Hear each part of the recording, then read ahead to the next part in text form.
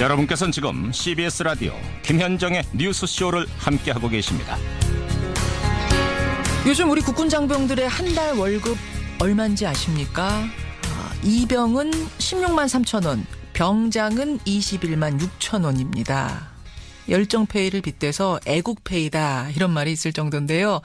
그런데 내년부터는 이 월급이 확 오를 것 같습니다.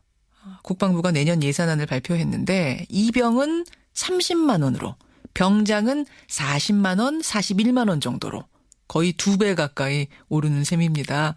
근데 이게 발표가 되고 나자 여기저기서 이런저런 얘기들이 많이 나와요. 여러분은 어떻게 생각하세요? 이 정도면 적절하다고 보십니까? 오늘 화제 인터뷰에서 한번 생각해보죠. 군인권센터 임태훈 소장 연결이 돼 있습니다. 임태훈 소장님 안녕하세요. 네, 안녕하십니까. 군인들 보통 자기 월급 놓고 이건 애국페이다 뭐 이런 얘기한다면서요. 네, 그렇습니다. 우리 헌법 39조 2항을 보면요. 예. 병역 의무 이행으로 인하여 불이익한 처우를 받지 않는다라고 명시하고 있는데요. 예. 건국 이래 지금까지 헌법이 무시되어 왔었죠. 올려준다라고 공약만 발표하지 말고 예. 어떤 기준점을 둘 것인가 제발 기준이라도 좀 잡자라고 얘기를 했습니다. 기초생활수급권자에 비교할 것인지 예. 아니면 최저임금 수준에서 몇 %를 줄 것인지 하는 그런 논의가 단 한 번도 없었습니다. 그러다가 이제 드디어 오르는 건데 그러니까 16만 3천 원이 30만 6천 원이 되고 네. 21만 6천 원이 40만 원 정도가 되는 요 정도 인상이면은 조금 전에 말씀하신 그 기준에선 어떻게 되는 건가요? 사실 그 기준이면은 군인권센터가 제시한 기준은 부합하는 것이죠. 이 정도면 괜찮다. 네, 그래서 취임한 지 한 달 만에 이렇게 군인권 10대 공약 중에서 하나를 이렇게 완성하는 걸 보고 잘못된 건 아닌가 싶어서 다시 봤더니 사실이더라고요.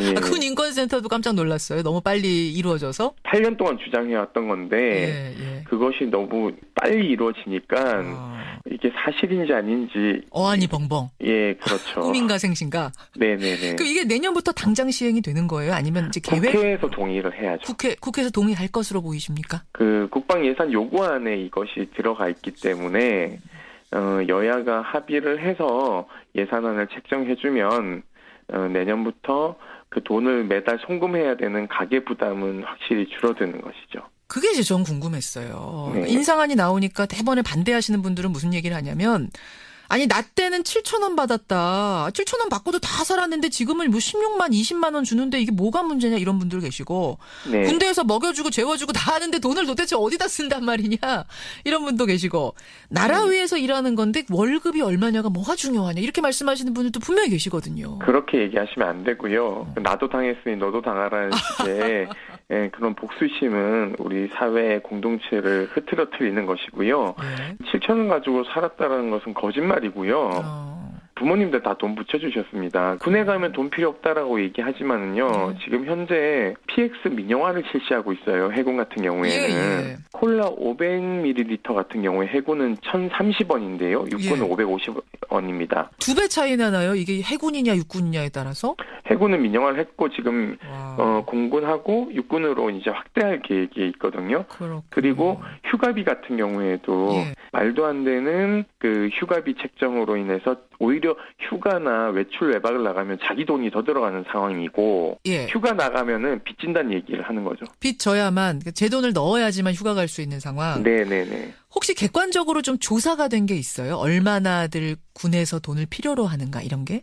평균적으로 3, 40만 원 정도 돈을 쓴다라고 얘기를 합니다. 3, 40만 원. 제일 많이 쓰는 곳은 어디래요? 3, 40만 원을 들고? 그 세탁기에 돌리는데 코인이 들어가고요. 그것을 건조하는데도 코인이 들어갑니다. 그러니까 자기가 자기 거 손빨래 하거나 아니면 세탁기를 이용할 수 있게 이제 복지 혜택은 있는데 그러려면 돈이 필요한 거군요. 네, 돈이 다 필요하고요. 또 그리고 부대에서 밥을 먹지만 20대에 군것질하고 싶은 욕구가 강하지 않습니까? 그렇죠. 그러니까 PX에서 사 먹기도 하고요. 아유, 얼마나 식욕이 땡길 때예요, 그때가. 예, 회식도 하고 외출 나가면은 치킨이라도 한 마리 이렇게 같이 해서 또 회식을 하면 또 돈이 들어가죠. 알겠습니다. 이 정도로 돈이 필요하답니다, 여러분. 그래서 이제 올려주자는 건데 아무래도 옛날에 군대 다니셨던 분들은 아니 나라 위해서 일하는데 이거 애국심으로 일하는 건데 웬 돈 이런 분들이 일단 계시고 또 한쪽으로는 해주면 좋지. 근데 재원은 어떻게 마련할 거야? 돈이 많이 들 텐데 한 3천억 원 필요한 거 아닌가요? 말씀하시는 분들 계세요. 병사들의 안보의 존재 가치가 높은 만큼 저는 제값을 쳐줘야 된다. 그거는 우리나라에서 전투기 사업이나 뭐 자주포 이런 것들 무기를 최첨단하는 것만큼 저는 중요한 문제라고 생각하고 있습니다. 그럼 재원 확보는 지금 새 나가는 돈을 막는 것, 뭐 방산 비리 이런 것만 줄여도 충분히 마련할 수 있는 충분히 돈이라고 할 수 보세요? 있고요. 예. 병사 한 명이 갖는 전투력도 생각해야 된다는 것이죠. 그러니까 이럴 때는 애국페이를 요구하고 있고요. 예. 저럴 때는 되게 중요한 전략 자원이다라고 얘기를 하고 있는데요. 이런 이중적인 잣대로 이러한 것을 요구하면 안 된다고 생각하고 있습니다. 알겠습니다. 월급 그렇고 혹시 그 월급 말고요. 많은 군인들 만나보셨을 텐데 이거 좀 어려워요. 이거 좀 개선해 줬으면 좋겠어요. 어떤 얘기들 들어보셨어요? 자기가 일하던 곳 위에 자는 곳이 있습니다. 그리고 사생활이 보장되지 않죠. 그러다 보니까 일과 시간 이후라는 것이 별로 의미가 없습니다. 직업군인들은 퇴근하면 그만이지만은요. 그렇죠. 그래서 이것도 좀 차제에 자기 근무지와 숙소는 조금 분리하는 생활관을 지어야 될 것 같고요. 그리고 6.25 이후 예. 휴일날 그 외출 외박을 나가는 것을 우리 군은 굉장히 트라우마가 심합니다. 전체 인력에서 15%에서 20%만 외출 외박 휴가를 보내는데요. 이것도 조금 늘려야 되지 않는가. 외출 외박을 좀 격주제로 해서 최소 인력을 두고 좀 나갈 수 있게끔 하는 병영이 감옥이 되지 않는 구조를 좀 저는 만들어야 된다고 생각하고 있습니다. 휴가도 조금 자유롭게 쓸 수 있는 이런 네네네. 문화, 감옥으로 느끼고 감옥에 잡혀가는 것 같은 느낌 들지 않게 해달라. 여러분은 어떻게 생각하십니까? 월급이 대폭 인상이 됩니다. 오늘 이 부분 가지고선 여러 가지 얘기들 풀어봤습니다. 임태훈 군 인권센터 소장님 고맙습니다. 네, 감사합니다.